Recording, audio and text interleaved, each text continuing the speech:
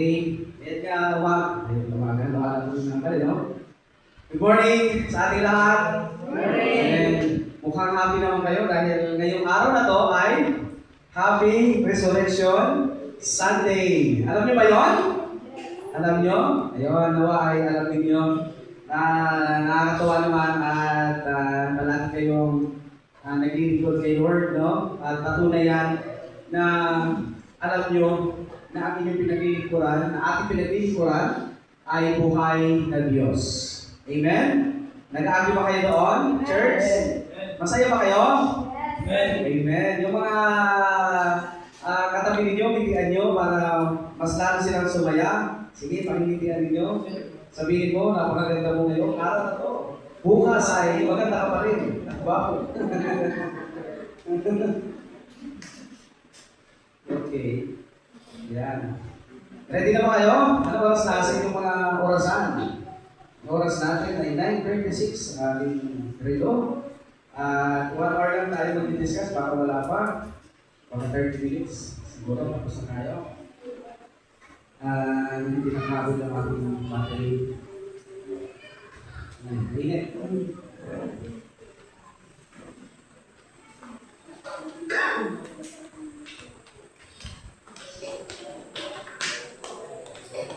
Ayun, mga bata, pwede, yung mga may teacher, no? Para pag nagtanong tayo next time, no? Sa Bible drill natin, marunong na kayo, no? Inaaral nyo dapat yung mga Bible character, ha? Mga bata. From Genesis to Revelation, dapat marunong kayo, ha? Yan, kasi kayo ang naasahan ng inyong mga magulang sa ikaliligtas ng inyong mga kaluluwa. Okay. Ayan, umpisahan na natin. Alam ko medyo struggle about sa atin dahil mainit ang oras na ito, no? Mainit. Di pa natin na lalagay yung ating kisame. Ang design natin ay bago mag-anniversary, no? Kung Lulubilo. Pero dami na atang activities ngayong April. Sino excited sa inyo ng camping? Gusto nyo mag-camp? Family camp? Youth camp? No camp? Camp Noah? Yan. Malamang na masaya na yung mga gatherings ninyo at nalis namin yun. Congratulations sa CNGCF dahil nagtagumpay kayo sa inyong team building. Team building ba ang tawag ninyo? Team building? Yan, youth fellowship or family fellowship dito sa labas. Sa hawak kamay. Sino nakadalo? Yes! Meron? Marami? Ayan, praise God, no? Yung iba, hindi nakadalo, pero okay lang, no? Marami pa naman mga pagkakataon. Bakit? Walang teacher? Walang teacher sa labas?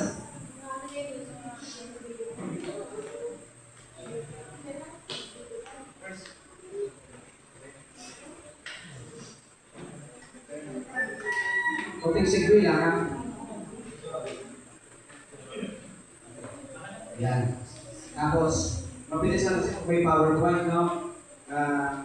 Kasi pag naka-script ako, tumabagal.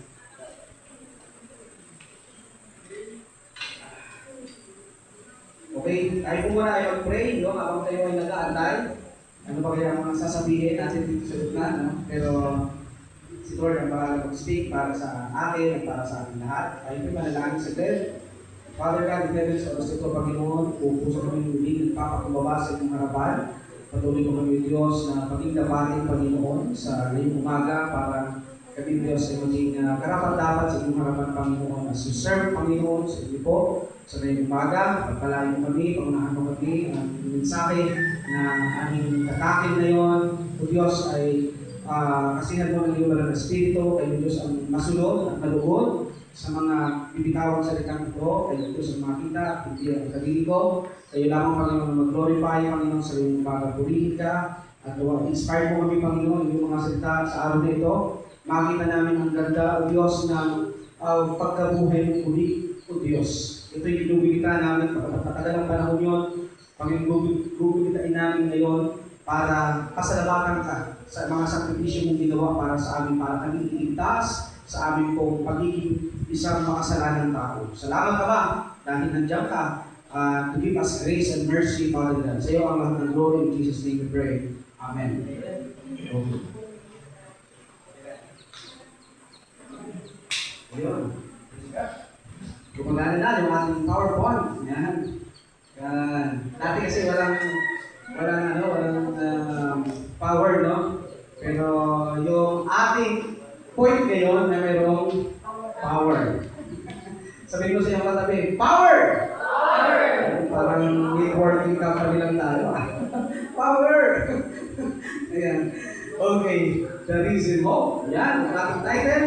The reason Lord, our hope is in Christ. Yung kinanta natin kanina, living hope. Buhay na pag-asa. Yan. Bakit tayo mayroong buhay na pag-asa?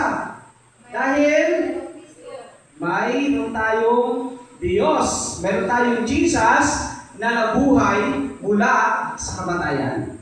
Okay? Yun yung pinaka-mensahe natin ngayon. At pag nakuha nyo na yun, ay tapos na ang mensahe. Nakuha nyo na ba? Amen.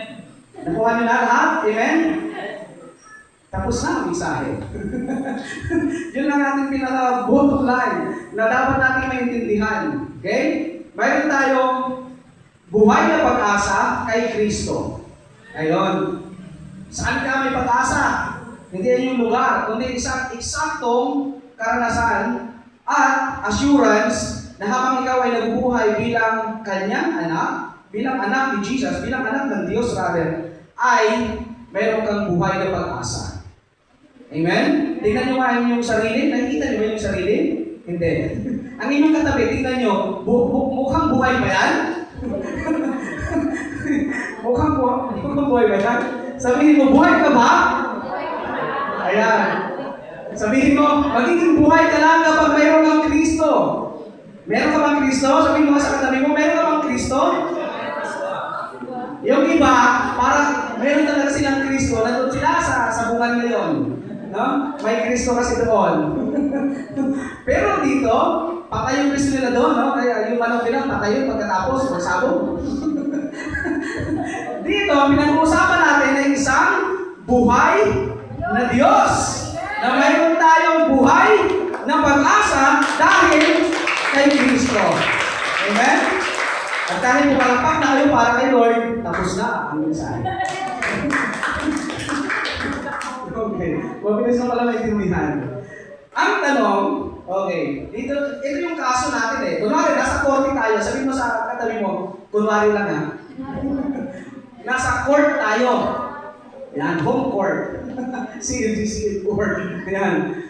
Ang tanong natin, ang isang malaking katanungan para sa atin at para ma-depensahan natin sa iba, ating pananampalataya, ito yung tanong, nabuhay ka ba si Jesus mula sa kamatayan?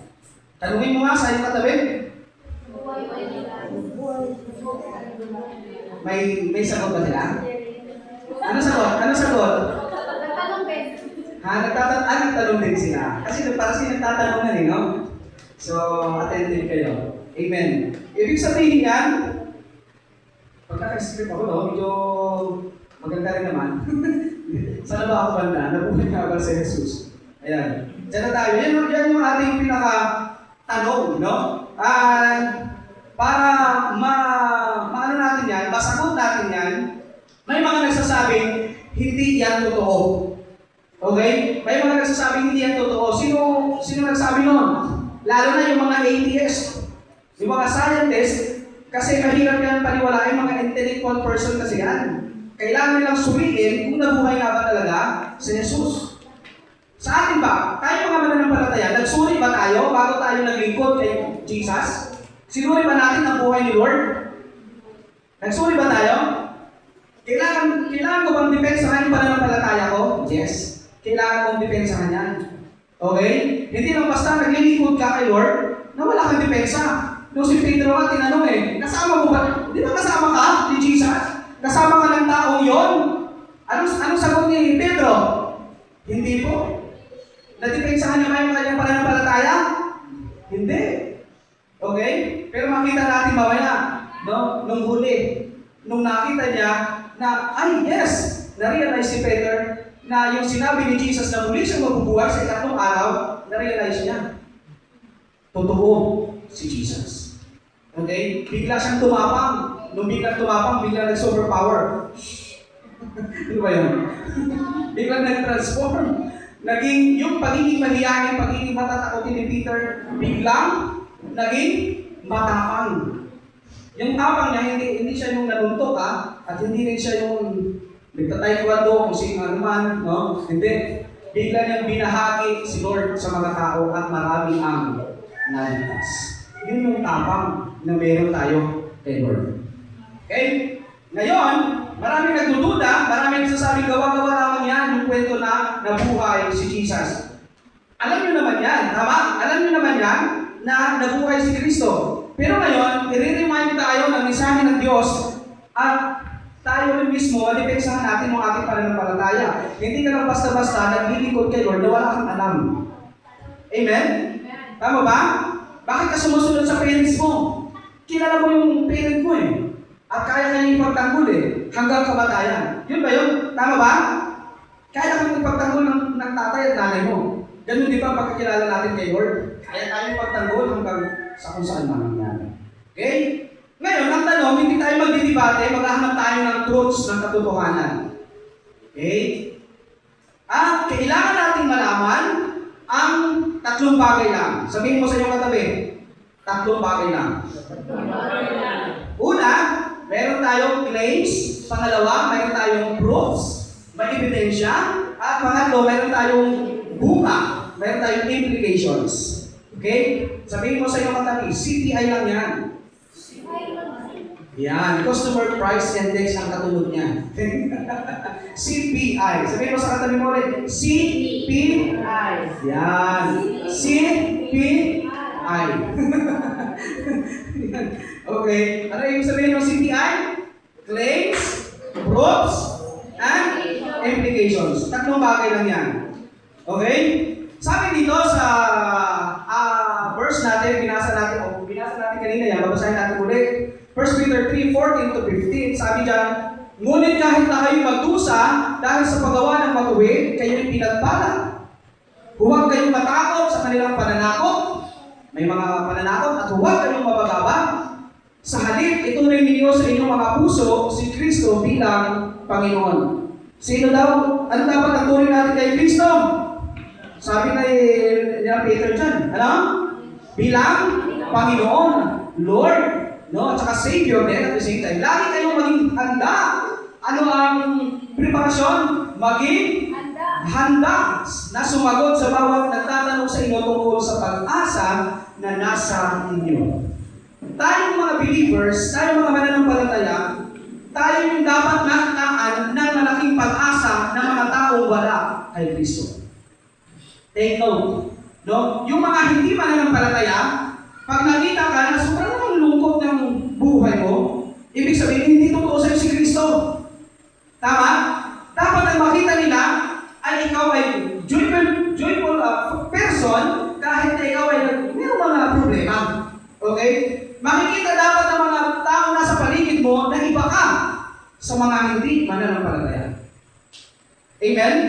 Agree ba tayo doon? Hindi tayo nagagalit, no? Hindi tayo nagpapaalala na mayroon tayong pag-asa na tinatawag kapag tayo ay kay Kristo. Kapag ako ba ay failed na sa buhay, bumagsak na ako ng ilang beses, may pag-asa pa ba ako? Amen. Meron. Hanggang buhay ka, kapatid. Kahit patay ka na, basta kay Kristo ka, may pag-asa ka. Langit ang diretsyo mo. Sino gusto mauna? Wala pa. Wala pa. Yun ang pag-asa natin kay Lord. No? Hindi ko matanggap. Estudyante ako, pero bumagsak ako ng ilang beses. May pag-asa pa ba ako doon? Anong yung tayo mga estudyante ngayon? Alam nyo na ngayon? Meron kayong pag-asa na mag-succeed pa ulit? Meron? Meron. No? May mga possibilities na mag-fail ka, pero hindi natatapos doon ang buhay. Amen? Dahil buhay ang ating Diyos na pinaglilingkuran. Amen? Amen? Amen. So, bigyan ko yung amen para hindi kayo maantok. Amen? Amen! Masunurin ng mga tao ito, no? Mga kapatid, tayo ay tinatawag na maging handa magpaliwanag ng ating pananampalataya. Saan daw tayo dapat maging handa? Handang magpaliwanag ng ating pananampalataya. Ito yung ito dapat yung dapat alam ng mga mananampalataya. Okay? Dapat alam mo kung bakit ka nananampalataya kay Jesus. Amen? Ano daw ang una? Anong unang dahilan? Dahil muli siyang nabuhay. Iisingin niyo sa inyong mga kaisipan. Dahil muling nabuhay si Jesus. Kung wala yun, wala na. Wala nang laban. Tapos na ang laban mo. Paano ka ba magtatagumpay? Yung pinaglingkuran ng Diyos, patay pala. Amen? Agree ba kayo doon? Ha? Tama? Yung pinaglilingkuran ng Diyos ay buhay. Kaya, kaya mong depensahan yung pananampalataya na meron kayo. Yung nasabi ko sa 1 Peter 3. No? Yung meron kang faith na ganyan, ipaliwanag mo ng gusto sa mga taong walang pananampalataya. Bakit ka nag-church palagi, every Sunday? Meron ka bang pinaglalaban? Meron ba tayo pinaglalaban? Yes. Sino nagsasabing no? Buti nila wala. Yes! Sino nagsasabing yes? Yes! Amen. Pinaglalaban natin na ating pinaglilingkuran ay buhay na Diyos. Amen? Kaya makita sa atin na buhay ng Diyos. Paano nagiging patay ang Diyos? Sa mga mukha natin. Kapag ang mukha mo, paano patay din? Totoo yun. No? Kailangan nakikita yan sa mukha natin. Okay? Maraming beses na napatunayan natin yan. Bagamat masasabi, pangit naman ako. Hindi. Pangit ba si Lord? Hindi. Wala namang pangit eh. Sabi mo ka sa katabi mo, hindi ka pangit.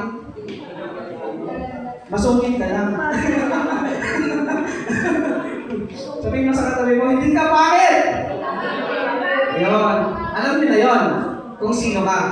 Hindi ka sohon, no? Pag sinabihan ka na yung ibang tao na pangit ka, ibang tao yun. Sabihin mo, hindi ako yun. Si Juan yun. Siya yun. Hindi mo kilala. Ayan. So na tayo. Ayan o. Ang big question natin ngayon, bakit ako naniniwala na si Jesus ay nabuhay?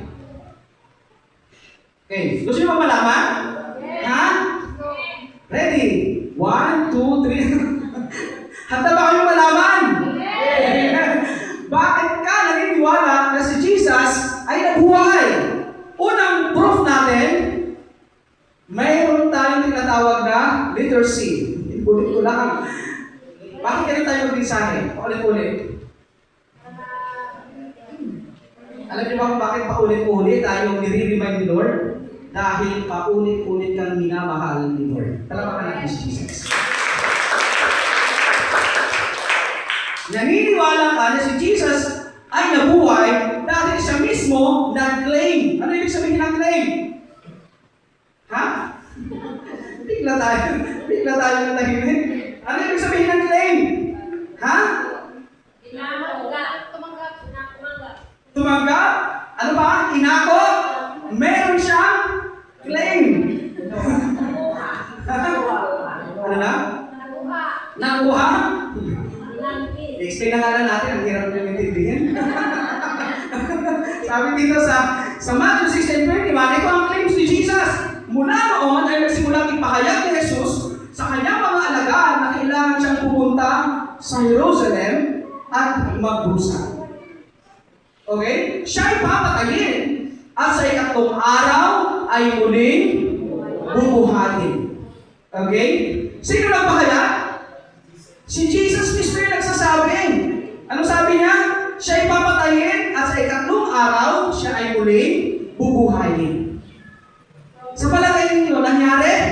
Yes! Ay, pag hindi ba kayo sigurado sa inyong sagot, naku po, bakit kayo nagsisimba? Huwag kayo magsimba next week. Medyo klaro.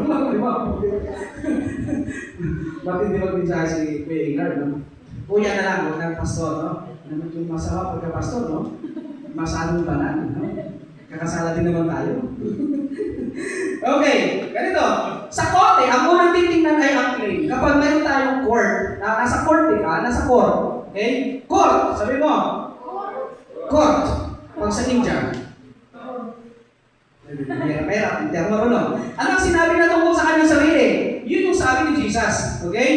Hindi baka, hindi posible, sigurado, tiyak, at diretsahan yung kanyang sinabi. Ano yung kanyang sinabi? Siya ipapatayin, pero mabubuhay siya sa ikatlong araw.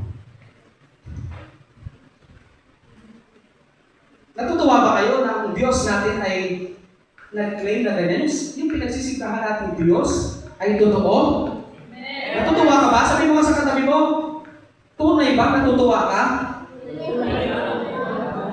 Ngunit ang mukha mo ay kasing ganda ko. Positive lang, positive. Ito pa, pangalawa pang claim si Jesus. Sabi nito, sumagot si Jesus sa kanila. Gibain ninyo ang timplong ito. Marami siyang kausap dyan, ha? At sa loob ng 3 araw, ay muli ko itong itatayo. Templo ba talaga yun? Ha? Nagre-refer si Jesus doon sa kanyang body, doon sa kanyang katawan. Okay? Yun yung kanyang itatayo muli kasi mabubuhay siyang muli. Bakit ganito yung message natin? Anong naalala nyo ngayong Sunday? It's all about resurrection. Yun. Walang sumagot na ano, pero yun eh. Bigyan ko sana Gcash, number lang. Ayan. And, one more thing. Ano pang sabi dyan? Okay, pangalawa na pala tayo. Isa pala tayo. Ano oras na? At Angel? 9:57. 3 minutes. Tapos tayo ng proofs. Okay. Pangalawang puntos. Bakit ka naniniwala na si Jesus ay nabuhay? Mayroong proofs. Ano ibig sabihin ng proofs? Patunay. Ano ba? Sino lingwahe? Sagutin nyo ba? Mayroong ebidensya. Yun. Mayroong ebidensya. Yun ang tamang sagot, no? Sa korte, hindi lang sapat ang claim, kailangan ng ebidensya. Sabi ni yung sa 3:00 ng hapon, sino nga yung sa pelikula, mga programa sa, ano, yung may korte-korte. Alala niyo ba sa GMA? Hindi nyo naalala, di ba? Para sa iyo. Attorney yun, di ba? Yun. Parang kasi, ang pinag-uusapan kasi natin, parang nasa korte tayo ngayon. Kasi si Jesus dinaan sa trial yun, no? Tapos yun, namatay siya. Yung pinag-usapan. Sabi dito sa Matthew, pakibasa ka ninyo para mayroon kayong participation kahit maliit. Ready? 1, 2, 3, go!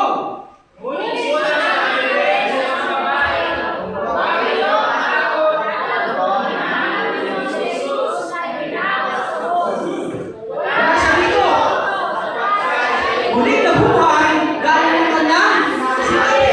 Magpadali. Ay, hindi pala. Halika nyo. Nahihimlayan niya. Magpadali kayo.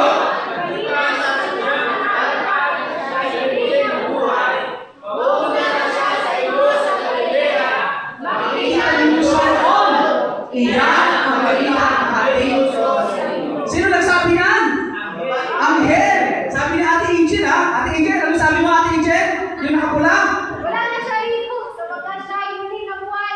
Ayun! Medyo totoo yung ating sinabi ngayong araw dahil meron anghel. Ayan. Pansinin niyo yan, ano po? Tingnan ninyo, no? Hindi yan lihim. Okay? At ano pa?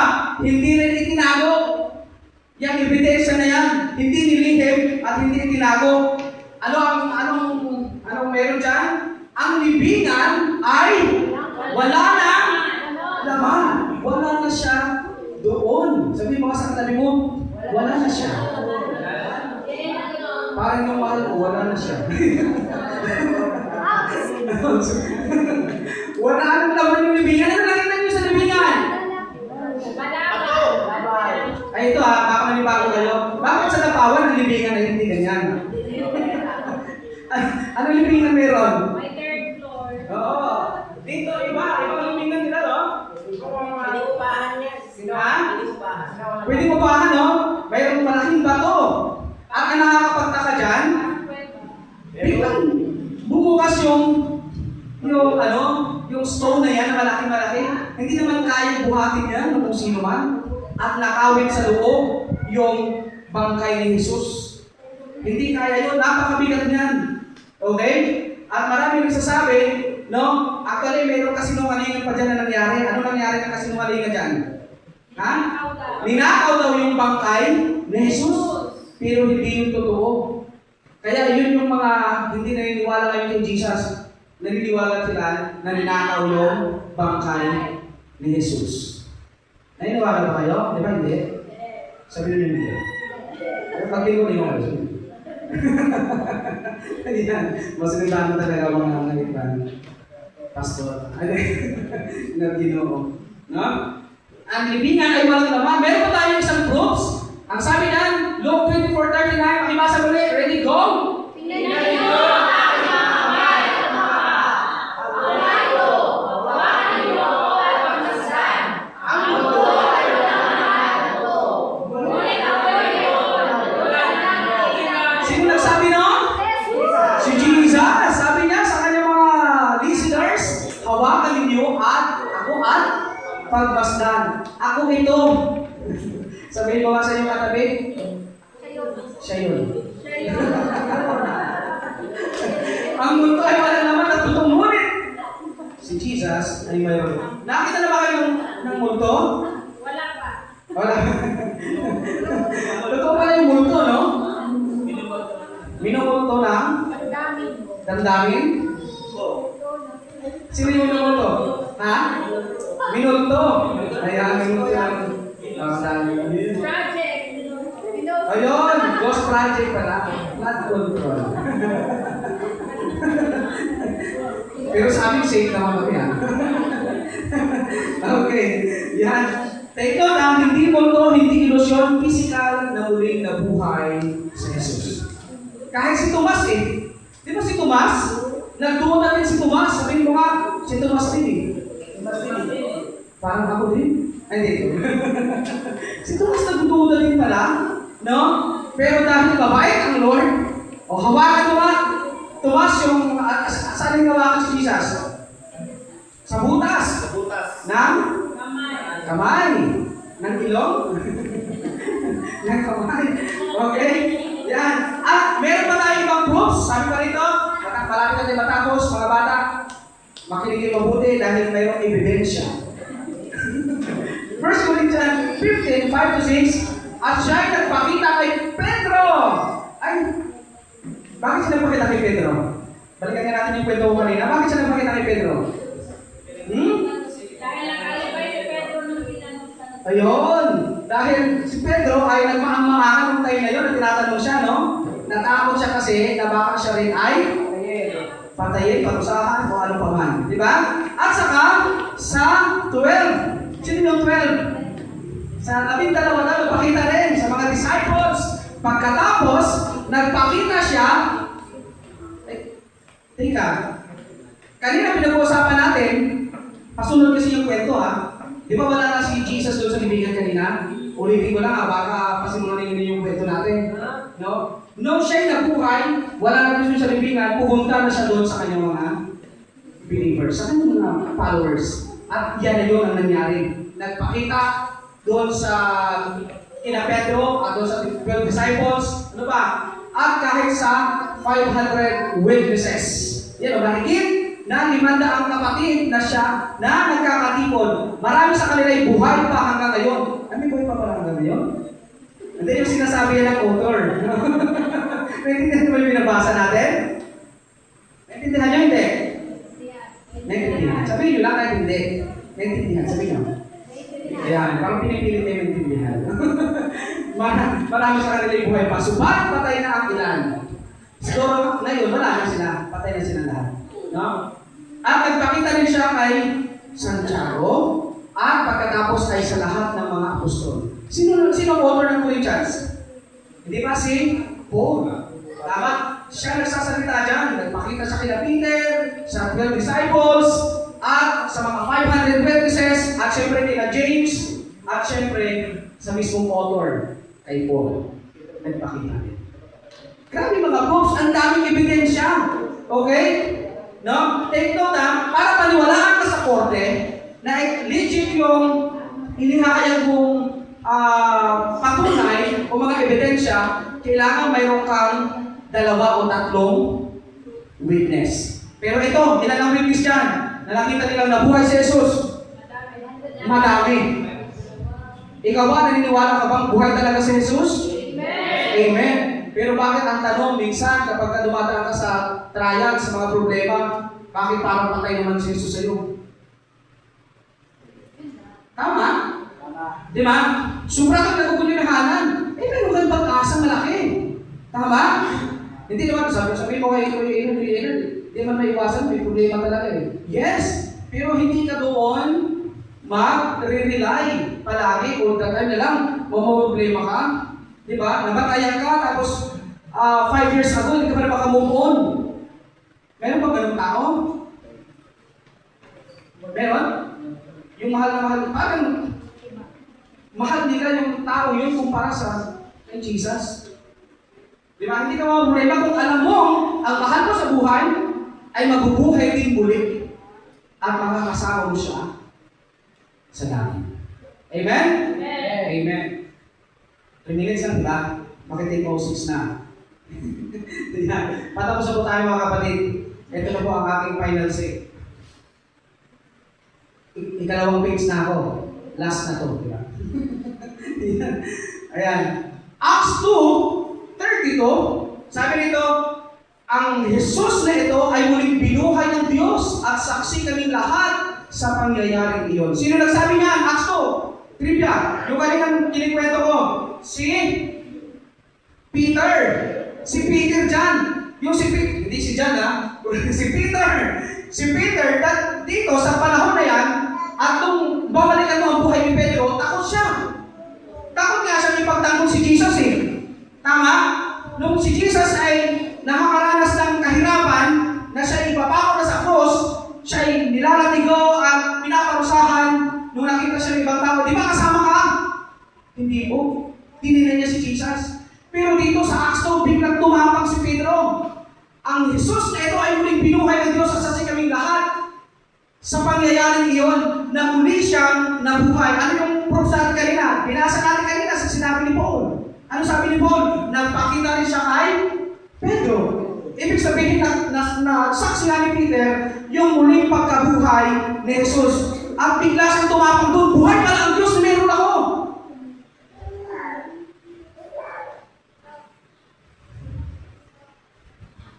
Amen? Buhay ang Diyos na meron tayo. Amen? Tama ba? Bakit ka palubog-lubog? Bakit ka nahihirapan? Bakit ka namumroblema? Buhay ang Diyos na meron tayo. Amen? Kaya meron ka malaking pag-asa dahil sa muling pagkabuhay ni Jesus. Tama? Tama ba? Bakit ka namumroblema? Di ba? Ako, marami na akong problema, pero parang wala lang. Yes, kayo rin, di ba? Marami rin kayong mga problema sa buhay. Una-una, palagay ko, ang problema nyo, pera. Sino sasabing, wala kang pera ngayon? Ay, meron. Wala kang problema sa pera. Meron lahat. Hindi mo problema pera. Anong problema mo? Ngayon, meron ka bang problema ngayon? Pera. Wala kang pera sa pera. Kanina wala. Kunti lang. Sabihin nyo ng totoo. Sino na marunong mag-provide? Amen? Nahirapan ka ba sa buhay mo?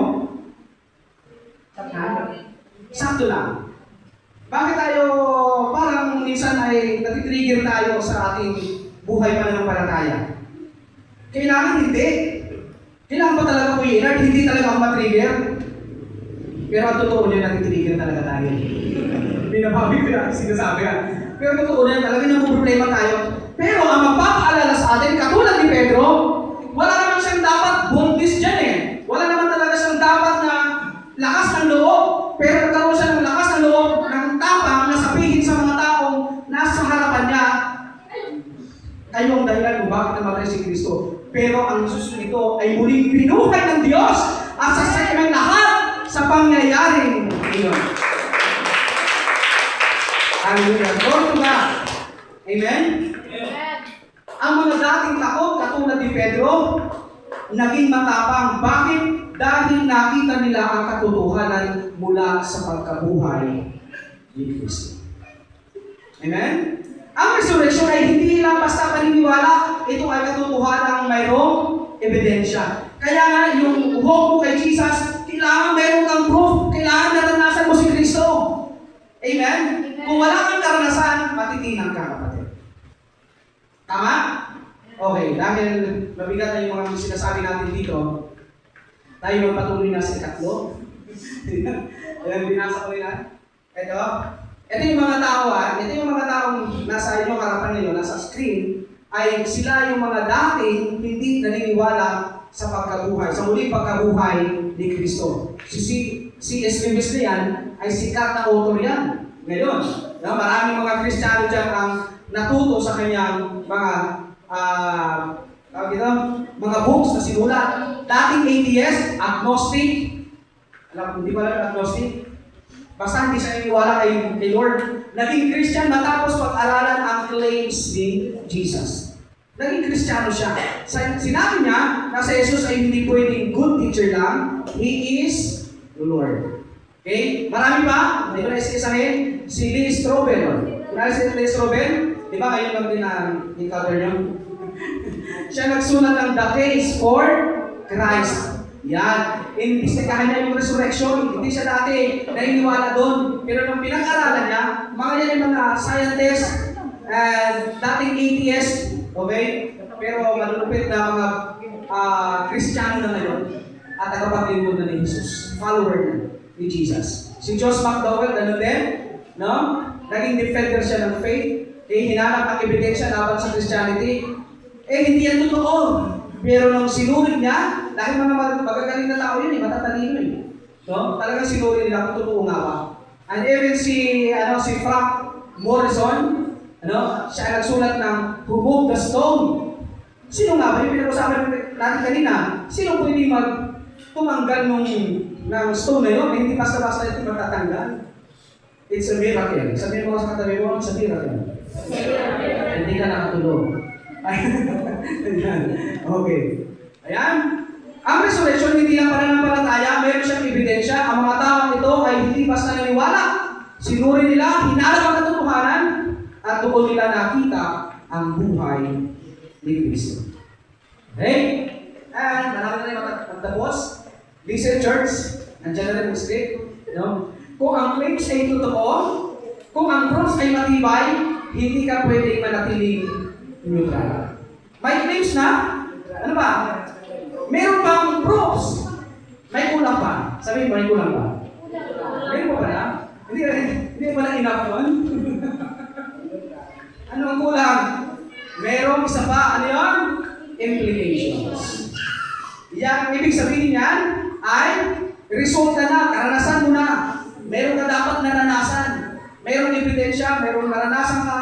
Yan na yan, something gano'n. Okay, Romans 1:4, sabi yan, ay tungkol sa kanyang anak, bakit naputo nito, no? Ang ating Panginoong Jesucristo, tungkol sa kanyang pagiging tao, siya ay pinanganak mula sa lahi ni David, subalit tungkol sa kanyang pagka-Diyos, pinatunayan ng banal na Espiritu na siya ay anak ng Diyos sa magitan ng isang makapangyarihang gawa. Paano daw? Yung makapangyarihang gawa na ginawa ay ang kanyang muling pagkabuhay. Yun yung resulta, no, na ating pinag-uusapan ngayon. Sabi pa dyan, 1 Peter 1, ipasalamatan natin ang Diyos at Ama ng ating Panginoong Jesucristo. Tapos na tayo dahil sa laki ng habag niya sa atin, tayo binigyan niya ng isang panibagong buhay. Paano tayo nagkaroon ng panibagong buhay? Dahil muling nabuhay ang ating Diyos. Tayo binigyan ng isang panibagong buhay sa magitan ng muling pagkabuhay ni Jesucristo. Ito ang nagbigay sa atin ng isang buhay na pag-asa. Okay?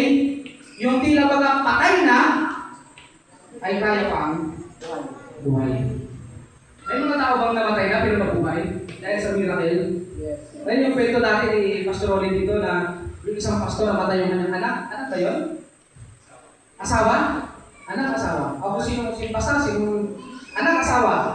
Anak. Okay? Sabi niya doon sa asawa niya, patay na ang ating anak. Iwan na lang natin dito sa bahay. Dahil linggo ngayon, punta tayo sa church. Pagdating nila sa church, nag-worship sila kay Lord. Nakasentro ang focus nila kay Jesus.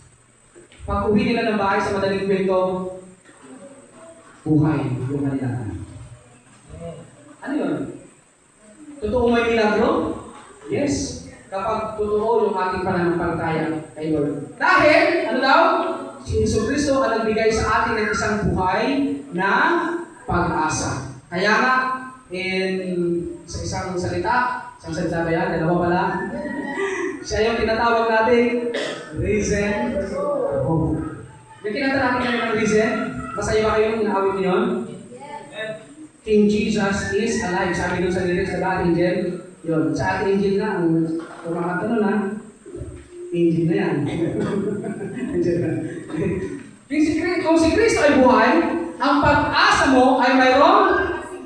Sabi mo sa katabi mo yan, ako binabasa mo. Ready, go!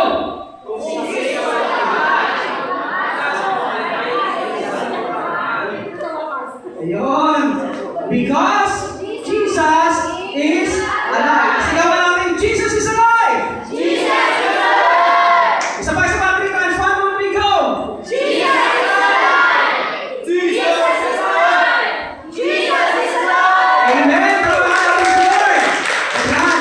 Agad na agad talaga kayo. Totoo yan. Hindi na peke at yung pananampalataya, kapatid. No? Dahil buhay na buhay kayo ngayon. Jesus is alive. Ang claims niya, mayroong patunay. Napatunayan. Ang proofs niya, hindi matitinang. Totoo yan. Ang implication, hindi may iwasan. Meron talagang buhay na pag-asa. Amen? Dahil sa muling pagkabuhay ni Kristo. Ngayon, kung ikaw ang hahatol sa sarili mo, si Jesus ay nabuhay. Ang sabi niya, ano ang gagawin mo sa katotohanan yan? Ha?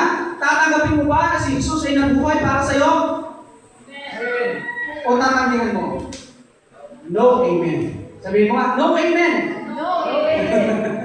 Ayun. Tatanggapin natin. Sabihin mo nga sa sarili, tatanggapin ko. Amen. Malapit na tayo. Dahil ang aking Diyos ay doon kumatatagpuan ng isang risen. Oh. Ayun, di ba? Nakakabis ako pag powerful talaga, no? Ito, sabihin mo sa puso mo ito, kapatid. Yung ano, kaya bigay ba ano nga, tayo lahat na tumayo.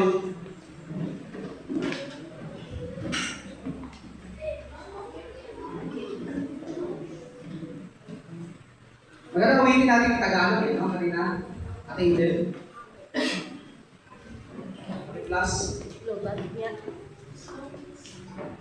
ano ba na? May babasahin pa tayo dun eh. O wala na? Yan. Yung sasabihin natin sa ating puso, malapit ang barko. Madali din. Ha? Nauna pa galing, makadali-dali kita.